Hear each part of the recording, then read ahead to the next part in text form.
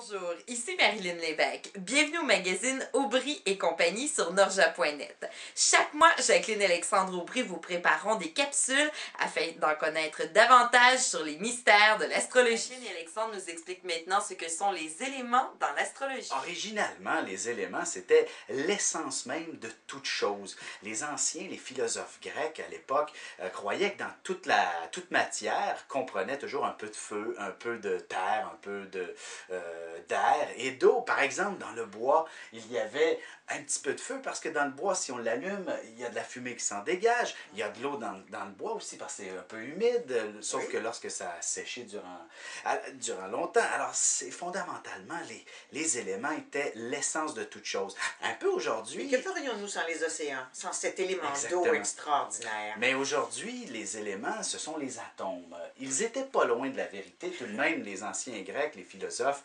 en disant qu'il y avait des particules de ces 4 éléments dans toute chose. C'est vrai, c'est des atomes aujourd'hui, c'est un petit peu plus complexe, mais il y a 4 éléments fondamentaux qui sont le feu, la terre, l'air et l'eau. Chacun de ces éléments représente une partie...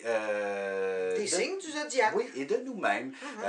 Le feu étant l'action, la terre étant le matériel, l'air étant la communication et l'eau, il s'agit tout simplement des émotions.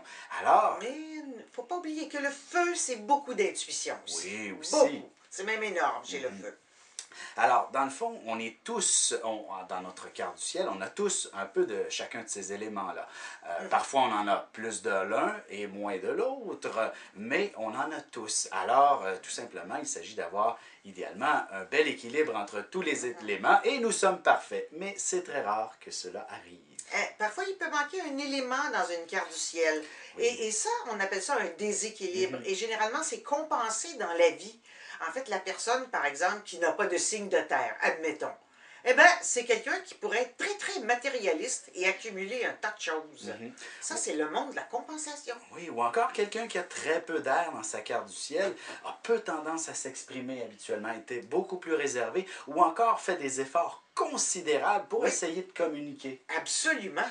Il peut devenir même un communicateur, se faire passer pour un communicateur, parce qu'il n'y a pas de planète en signe d'air dans sa carte du ciel. Et ça, je dois le dire, j'en ai vu beaucoup dans ma vie. Si vous avez des questions pour Jacqueline et Alexandre Aubry, je vous invite à nous écrire par courriel à l'adresse astro.courrier@norja.net. Vous pouvez soit nous écrire un courriel ou encore nous faire parvenir une question par webcam.